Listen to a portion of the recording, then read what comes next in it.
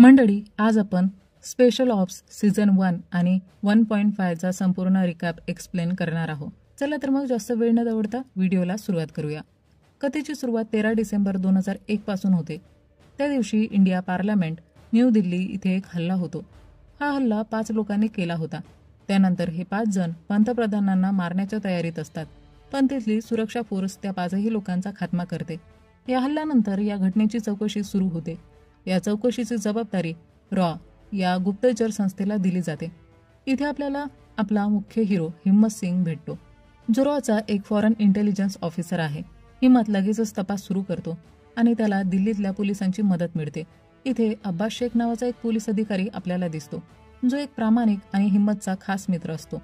अब्बास तपास सुरू करतो आणि त्याला कळतं की हे काम फक्त 5 जणांचं नव्हतं, तर 6 लोकांचा एक ग्रुप होता. 6वा माणूस या गटाचा लीडर होता, पण त्या माणसाचा काहीच थांगपत्ता लागत नाही आणि कोणीही त्याला कधी पाहिलेलं नव्हतं. मात्र त्याचं नाव समजतं इक्बाल खान. यानंतर कथा 2001 मधून थेट 2019 मध्ये पोहोचते. हिम्मत रॉमध्ये अनेक वर्ष सेवा देत असतो आणि आता तो एका लीडरच्या पोझिशनवर पोहोचलेला असतो. हिम्मत बऱ्यापैकी खर्चही करत असतो, त्यामुळे त्याच्यावर एक चौकशी बसवली जाते. तो हे खर्च कशासाठी करतो आहे याचा खुलासा करण्यासाठी, विशेषतः 28 कोटींबद्दल, ज्याचा हिशोब हिम्मतने मिसलेनियस खर्च म्हणून दाखवलेला असतो. आणि या चौकशीत 2 अधिकारी असतात, एक नरेश चड्डा आणि दुसरे DK बॅनर्जी. हे दोघंही हिम्मतला म्हणतात, हा पैसा टॅक्स पेयरचा आहे, त्यामुळे तुला उत्तर तर द्यावंच लागेल. हे 28 कोटी रुपये कुठे खर्च झाले सविस्तर सांग. त्यावर हिम्मत सांगतो, मी माझे एजंट संपूर्ण जगभरात पाठवले आहे आणि ते सगळे पैसे त्यांच्यावर खर्च झालेले आहे. यानंतर आपल्याला हिम्मतचे 5 एजंट्स दाखवले जातात. पहिला अविनाश, जो बाकूमध्ये आहे. दुसरा बालकृष्णा, जो टर्कीमध्ये एका शेफची नोकरी करत आहे. तिसरी जुही, जी रशियामध्ये आहे. आणि चौथी रुहानी, जी इराणच्या राजधानीत तेहरानमध्ये एका बिझनेसमॅनची पत्नी आहे. 5वा फारुक अली, जो दुबईमध्ये आहे. फारुक खूपच स्मार्ट आणि जिनियस प्रकारचा माणूस आहे. त्यानंतर हिम्मत त्या दोघ्या अधिकाऱ्यांना सांगू लागतो की तो मागील 18 वर्षापासून इक्बाल खानचा शोध घेत आहे. जेव्हा हिम्मत फारुकला दुबई पाठवतो, तेव्हा फारुकला कळतं की इक्बाल खानपर्यंत पोहोचण्याचा मार्ग एका मोठ्या शिपिंग बिझनेसमॅन हाफिज अली मार्फत आहे. आणि हाफिज अलीपर्यंत पोहोचण्याची चावी म्हणजे इस्माईल हसन, जो मार्केटमध्ये त्याचे सगळे पैसे गुंतवत असतो. यानंतर फारुक आणि हिम्मत एकत्र योजना आखू लागतात इक्बाल खानपर्यंत पोहोचण्यासाठी. आणि पहिलं पाऊल म्हणजे फारुकने इस्माईलशी मैत्री करणं. इस्माईल एक फायनान्स बिझनेसमॅन असल्यामुळे त्याचे पैसे गुंतवण्यासाठी छोट्या मोठ्या लोकांची त्यांना गरज असते. अशाच लोकांमध्ये एक म्हणजे जावेद, जो एका नाईट क्लबचा मालक आहे. त्यामुळे फारुक जावेदच्या क्लबमध्ये जाऊन खूप सारा पैसा उडवतो. हाच तो करदात्यांचा पैसा होता, जो हिम्मत आपल्या एजंट्सना देत असतो. हिम्मत सिंगचं मत असतं की त्याचे एजंट्स आणि राष्ट्रीय सुरक्षेसाठी काहीही करावं लागलं तरी ते योग्य आहे.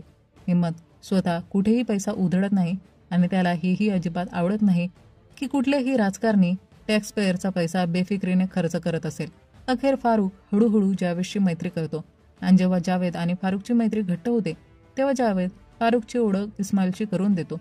त्यानंतर फारुक इस्माईलसोबत अनेक वर्ष काम करतो आणि त्याच्या असिस्टंटलाही आपल्या बाजूने वळवतो. इकडे हिम्मतवर अजूनही चौकशी सुरूच असते की त्याने ते पैसा कुठं खर्च केला आहे. आणि मग 2016 मध्ये भारतात नोटबंदी होते, त्यामुळे हाफिज अलीचा बराचसा काळा पैसा अडकून पडतो. इस्माईलचा कोणताही माणूस तो पैसा बाहेर काढू शकत नव्हता. तेव्हा फारुक हाफिज आणि इस्माईलची मदत करतो. तो हिम्मतला फोन करून मदतीची विनंती करतो आणि हिम्मत त्यांना तो पैसा मिळवून देतो. त्यामुळे फारुक हाफिज आणि इस्माईल दोघांचा विश्वास जिंकतो. मात्र हाफिज अजूनही फारुकला काही फारसं महत्त्व देत नव्हता आणि बहुतांश व्यवहार तो फक्त इस्माईल सोबतच करत असे. नंतर फारुक ही सगळी माहिती हिम्मतला सांगतो. हिम्मत म्हणतो की इतक्या कठीण प्रसंगानंतर हाफिजपर्यंत पोहोचण्याची संधी मिळाली आहे आणि ती आता आपण वाया घालू शकत नाही. मग हिम्मत फारुकला सांगतो की त्याने आता रणनीती बदलावी. आणि इथे कथा सध्याच्या वेळेत म्हणजे 2019 मध्ये येते. हिम्मत आपल्या नवीन प्लॅननुसार पाकिस्तानच्या रावळपिंडीमध्ये एक ब्लास्ट घडवून आणतो. यात कोणत्याही सामान्य माणसाला इजा होत नाही, पण हा ब्लास्ट अशा ठिकाणी होतो की संपूर्ण जग याचा संबंध पाकिस्तान आणि त्याच्या दहशतवादी नेटवर्क सोबत जोडतो. त्यामुळे तिथे दंगे सुरू होतात आणि पाकिस्तानमधल्या अनेक लोकांचे बँक अकाउंट्स फ्रीज केले जातात. दुसऱ्या बाजूला हाफिजची रशियन लोकांसोबत एक महत्त्वाची मीटिंग होणार असते, पण त्याआधीच त्याचं आणि इस्माईलचं अकाउंटही फ्रीज होतं. तेव्हा इस्माईल पुन्हा एकदा फारुखची मदत घेतो आणि त्याला पुन्हा हाफिजच्या भेटीस घेऊन जातो. इथे हाफिज फारुखचे 2016 मधील मदतीसाठी आभार मानतो आणि म्हणतो, यावेळची ट्रान्झॅक्शन तुझ्या अकाउंटमधून होणार आहे, त्यामुळे तुला आमच्यासोबतच यावं लागेल. हाफिज सांगतो की मी तुला एक खास व्यक्तीशी भेटवणार आहे, इक्बाल खान. जसं बातमी हिम्मतला मिळते तो आपले सगळे एजंट्स फारुखकडे पाठवतो. त्यांचा एक प्लॅन असतो की डील होताच इक्बाल खानचा खात्मा करायचा. डीलची वेळ येते आणि सर्व एजंट्स आपल्या जागेवर तयार असतात, पण डील दरम्यान इस्माईल खान गाडीच्या बाहेर येतच नाही, त्यामुळे मिशन रद्द करावं लागतं.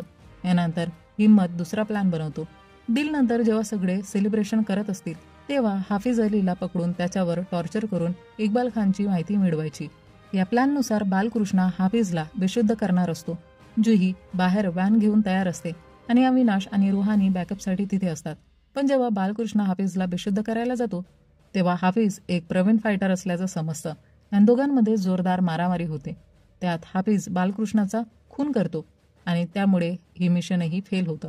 पुढच्या दिवशी हाफिज इस्माईलला सांगतो की त्याच्यावर हल्ला झाला होता आणि त्यांच्या गटात जेव्हापासून फारुख आला आहे तेव्हापासून हे सगळं घडू लागलं आहे. दुसऱ्या बाजूला फारुखने हाफिजचा फोन आधीच हॅक केलेला असतो आणि फारुख हाफिजचा फोन हॅक केल्यामुळं त्यालाही हे कळतं की हाफिजला आता संशय येऊ लागला आहे. त्यामुळे फारुख त्या संशयाच्या नजरेपासून दूर होण्यासाठी एक योजना बनवतो. तो इस्माईलला फोन करून सांगतो की हाफिजबाईंनी मला बोलावलं होतं आणि सांगितलं की काल त्यांच्यावर हल्ला झाला होता आणि त्या हल्ल्यासाठी त्यांना तुझ्यावरच संशय आहे. हे ऐकून इस्माईल घाबरतो, पण त्याला फारुखच्या बोलण्यावर पूर्ण विश्वास बसत नाही.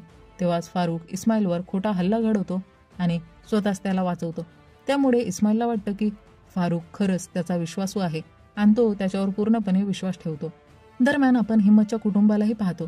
त्याच्या पत्नीचं नाव सरोज आहे आणि त्याच्या मुलीचं नाव परी. परी मोठी होत असते, पण हिम्मत तिला वेळ देऊ शकत नाही. त्याच्या मनात सतत चिंता असते की तिच्यासोबत काही वाईट घडू नये किंवा तिने काही चुकीचं पाऊल उचलू नये. तेव्हा सरोज त्याला सांगते की तुझ्या मुलीचा बॉयफ्रेंड आहे. हे ऐकून हिम्मत खूपच अस्वस्थ होतो आणि त्याला कळत नाही की काय करावं. मग हिम्मत तिचा फोन हॅक करतो, त्यामुळे त्याला तिचे कॉल्स, मेसेजेस आणि लोकेशनबाबत सगळं काही माहिती मिळते. अब्बास त्याला समजावतो की तू चुकीचं करतोयस, तुला तुझ्या मुलीवर विश्वास ठेवायला हवा, तू तिला चांगले संस्कार दिले आहेस. एक दिवस हिम्मतला कळतं की परी क्लबमध्ये जात आहे. तो लगेच तिच्या मागे एक माणूस लावतो. क्लबमध्ये ती मजा करते, पण एक थेंब सुद्धा अल्कोहोलला हात लावत नाही. काही दिवस हिम्मत स्वतः तिचा मागोवा घेतो आणि त्याला समजतं की तो उगाचच तिच्यावर शंका घेत होता. त्याने तिला चांगली परवरिश दिलेली आहे. त्याला वाटतं की आधीच त्याने अब्बासचं ऐकलं असतं तर बरं झालं असतं. इकडे दुसरीकडे हल्ल्यानंतर इस्माईल खूपच घाबरून जातो. इथे त्या इस्माईलला असं वाटत होतं की हाफिज त्याला जिवंत सोडणार नाही आणि या भीतीमुळे तो फारुखच्या सगळ्या प्रश्नांना उत्तर देऊ लागतो. फारुख त्याला इक्लाक खान बद्दल विचारतो. त्यावर इस्माईल सांगतो की मी इक्लाक खानला ओळखत नाही, पण हाफिज आणि इक्लाक खान खूप चांगले मित्र आहेत आणि इक्लाक खान 2 दिवसांनी दिल्लीमध्ये एक स्फोट घडवून आणणार आहे, जो हाफिजची तिसरी बायको करणार आहे. हा स्फोट अशासाठी घडवायचा आहे की कारण 2 दिवसांनी पाकिस्तानचे काही फॉरेन मिनिस्टर भारतात येणार आहे डेमोक्रेसीवर चर्चा करण्यासाठी आणि या स्फोटामुळे संपूर्ण आरोप भारतावर येईल. त्यामुळे भारत आणि पाकिस्तानमध्ये युद्ध सुरू होईल. फारुख ही सगळी माहिती हिम्मतला सांगतो. तेव्हा हिम्मत विचारात पडतो, आपल्याला तर हाफिजच्या 2 बायकांविषयीच माहिती होती, ही तिसरी बायको कुठून आली. त्याचवेळी अब्बाच्या हाती एक असा व्यक्ती लागतो जो भारतातून मुलींची तस्करी करायचा. ही माहिती तो हिम्मतला देतो. हिम्मत त्या व्यक्तीला टॉर्चर करून पाकिस्तानच्या दहशतवादी नेटवर्कबद्दल माहिती मिळवतो. नंतर हिम्मत त्याला हाफिजचा फोटो दाखवतो आणि विचारतो, तू या माणसाला ओळखतोस का. यावर तो म्हणतो, हो, हा तर इक्लाक खान आहे. हे ऐकून हिम्मत थक्क होतो, कारण तो इतक्या दिवसापासून ज्याला शोधत होता तो तर त्याच्या डोळ्यासमोरच होता. आणि तो अजूनही पुढे सांगतो की त्याच्या तिसऱ्या बायकोचं नाव साबिया आहे. ती आधी भारतातच राहत होती, पण 2013च्या मुझफ्फरनगर दंगलीत तिच्यावर खूप अत्याचार झाले. अनेक गुंडांनी तिच्या लहान बहिणीचं अपहरण करून तिच्याशी जबरदस्ती केली. त्यानंतर साबिया आपल्या लहान बहिणीसोबत पाकिस्तानला गेली आणि तिथे हाफिज म्हणजे इक्लाक खानशी तिने लग्न केलं. हिम्मत ही सगळी माहिती आपल्या एजंट्सना सांगतो आणि मग ते एक प्लॅन बनवतात की दुसऱ्या दिवशी जेव्हा फारुख हाफिजसोबत कराचीसाठी निघेल तेव्हा वाटेत ते हाफिजला पकडून घेईल. दुसऱ्या दिवशी जेव्हा फारुख आणि हाफिज प्रवास करत असतात तेव्हा हाफिजला एक फोन येतो आणि समजतं की त्याच्यावर जो हल्ला झाला होता तो फारुखनेच करवला होता आणि फारुख खरं तर रॉचा एजंट आहे. हे ऐकताच हाफिज फारुखवर हल्ला करतो. दरम्यान दुसरे एजंट्स हाफिजच्या बॉडीगार्ड्सना संपवतात आणि हाफिजची गाडी अपघातग्रस्त होऊन उलटते. गाडीतून बाहेर पडल्यावर फारुख त्याला गन पॉइंटवर घेतो आणि विचारतो, दिल्लीमध्ये बॉम्ब ब्लास्ट कोण करणार आहे? पण हाफिज काहीच सांगत नाही आणि बंदूक उचलण्याचा प्रयत्न करतो. तेवढ्यात फारुख त्याला गोळी मारतो आणि त्याच्या मोबाईलमधून त्याच्या तिसऱ्या बायकोचा फोटो काढून हिम्मतला पाठवतो. दुसरीकडे दिल्लीमध्ये कॉन्फरन्ससाठी पंतप्रधान पोहोचतात. या कॉन्फरन्सच्या सिक्युरिटीचा हेड असतो सूर्यकुमार, जो एक इंटेलिजन्स ब्युरोचा ऑफिसर आहे. हिम्मत त्याला साबियाचा फोटो पाठवतो आणि सूर्य आणि त्याची टीम साबिया आणि तिच्या लहान बहिणीला शोधून काढतात. बॉम्ब ब्लास्ट होण्याआधी ते दोघींना तिथून घेऊन जातात आणि बॉम्ब स्क्वॉडच्या हवाली करतात. जेव्हा बॉम्ब स्क्वॉड दोघींची तपासणी करतो तेव्हा त्यांना कळतं की या दोघींनी बॉम्ब वेस्ट घातल्या नव्हत्या. साबिया सांगते की त्यांनी त्या वेस्ट हॉटेल रूममध्ये सोडून दिल्या होत्या, कारण ती आपल्या लहान बहिणीचा जीव कोणत्याही धर्माच्या किंवा संकुचित विचाराच्या लोकांसाठी गमवू शकत नाही. या प्रकारामुळे इखलाक खानचा प्लॅन फसतो आणि तो मारला जातो. मग सिरीजच्या शेवटी चौकशी करणारे ऑफिसर चड्डा आणि बॅनर्जी त्यांचा अंतिम रिपोर्ट सबमिट करतात आणि हिम्मतला निर्दोष ठरवून मुक्त करतात. आणि इथेच सीझन 1 संपतो. सीझन 1.5च्या सुरुवातीला आपण पुन्हा तेच 2 ऑफिसर चड्डा आणि बॅनर्जी यांना पाहतो, जे हिम्मत सिंगसाठी रिकमेंडेशन रिपोर्ट तयार करत असतात, कारण लवकरच हिम्मत रिटायर होणार असतो.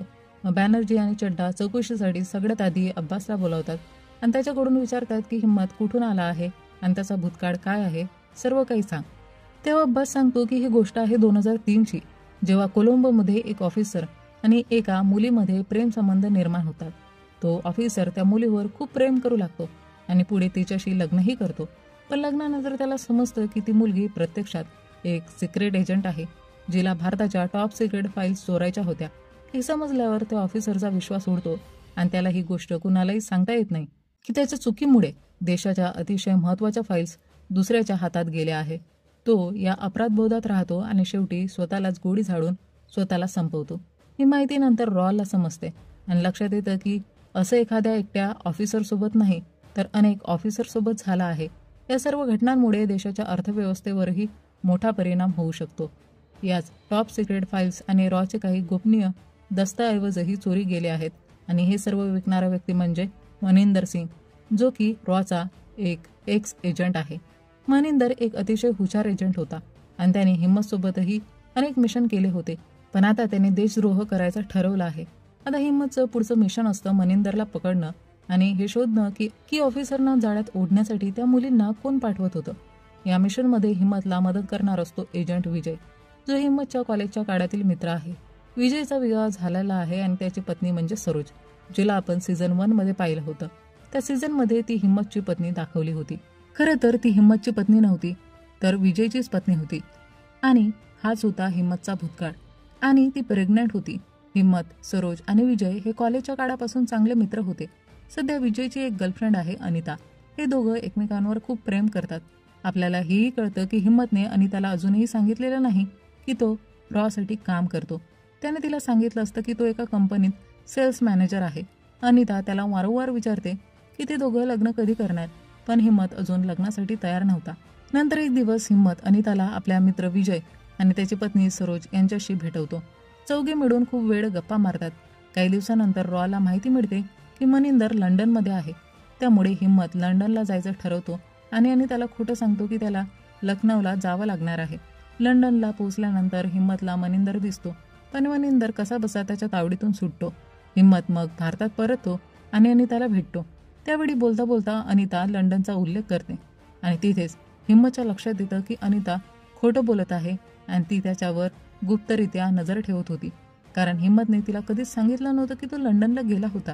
हे समजल्यावर हिम्मत खूप व्यथित होतो, कारण तो ही अनितावर आता प्रेम करू लागला होता. यानंतर तो अनिताला थेट पकडतो आणि तिची चौकशी करतो. तेव्हा अनिता त्याला संकल्प चौधरीबद्दल सांगते, जो अशा मुलींना ऑफिसरच्या जवळ पाठवायचा ज्या त्यांना प्रेमजाळ्यात अडकून देशाच्या टॉप सिक्रेट फाईल्स चोरून त्या ब्लॅक मार्केटमध्ये विकायच्या. अनिता हे देखील सांगते की 3 दिवसांनी संकल्प चौधरीची प्रमुख एजंट करिश्मा मनिंदरला युक्रेनमध्ये भेटणार आहे आणि तिथे फाईलची एक्सचेंज होणार आहे. मग हिम्मत आणि विजय लगेच युक्रेनकडे रवाना होतात. तिथे हिम्मत करिश्माचा पाठलाग करू लागतो, पण विजयला मनिंदर पकडतो. दुसरीकडे हिम्मतने करिश्माला पकडलं असतं. त्यानंतर मनिंदर हिम्मतला कॉल करून म्हणतो, जर तुला विजयला वाचवायचं असेल तर करिश्माला सुरक्षित माझ्याकडे घेऊन ये. मग ते दोघं आमने सामने येतात, जिथे मनिंदरने विजयच्या डोक्यावर बंदूक ठेवलेली असते तर हिम्मतने करिश्माच्या डोक्यावर बंदूक धरलेली असते. मग मनिंदर हिम्मतला बंदूक खाली ठेवायला सांगतो. पण हिम्मत आणि विजय दोघांनाही माहिती असतं की हिम्मतने जर बंदूक खाली ठेवली तर मनिंदर विजय आणि करिश्मा दोघांनाही मारून टाकेल. त्यामुळे विजय त्याच्याकडून बंदूक हिसकावण्याचा प्रयत्न करतो. पण मनिंदर विजयला गोळी मारतो आणि करिश्मालाही ठार करून तिकडून पळून जातो. हिम्मत काहीच करू शकत नाही. विजय मरण पावतो. त्यामुळे हिम्मत फारच दुःखी होतो आणि त्याला काहीही करून विजयचा बदला घ्यायचाच असतो. यानंतर आपण हिम्मतला पाहतो जो संकल्पचा माग काढतो आणि त्याच्यापर्यंत पोहोचतो. संकल्प हिम्मतला पाहून घाबरतो. हिम्मत त्याला सांगतो, घाबरू नकोस, मी तुला आत्ताच मारणार आहे. जर तू मला मनिंदरची लोकेशन सांगितली तर मी तुला जाऊ देईन. मग संकल्प त्याला मनिंदरची लोकेशन सांगतो. तेव्हा मनिंदर फ्लाईटने प्रवास करत असतो. हिम्मत त्या फ्लाईटमध्ये पोहोचतो आणि मनिंदरच्या ड्रिंकमध्ये काहीतरी मिसळतो. ते प्यायल्यानंतर मनिंदर बेशुद्ध होतो आणि हिम्मत त्याचा गळा घुटून त्याला तिथेच संपवतो. अशा प्रकारे त्याने आपल्या मित्राच्या मृत्यूचा बदला घेतलेला असतो. यानंतर हिम्मत त्या सर्व सिक्रेट फाईल्स सुरक्षित भारतात परत आणतो आणि रॉला सुपूर्द करतो. मग तो अनिताला भेटायला जातो, जिला त्याने कैदेत ठेवलं होतं. तिथे तो तिला सांगतो, तुझ्यामुळे माझा मित्र मेला. अनिता त्याच्यासमोर जीवाची भीक मागते आणि त्याला सांगते, मी लोकांच्या सांगण्यावरून तुझ्याकडे जासूसी करायला आले होते, पण मी खरंच आता तुझ्यावर प्रेम करायला लागले आहे.